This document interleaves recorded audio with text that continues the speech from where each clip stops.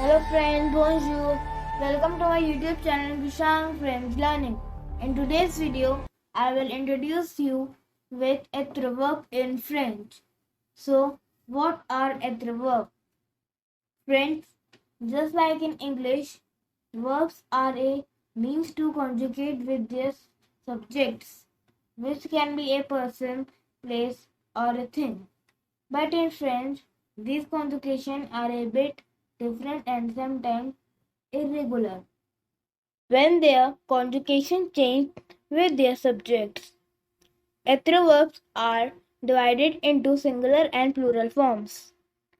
So first, we learn how to pronounce être verbs in singular form. Je suis, I am. Tu es, you are. Il est, he is or it is. Elle est, she is or it is. Il is used for masculine and elle is used for feminine. How to pronounce être verbs in plural forms? Nous sommes, we are. Vous êtes, you are, two adults. Ils sont, they are, masculine, plural. Elles sont, they are, feminine, plural. Let's see some simple examples. Je suis Manish Jain.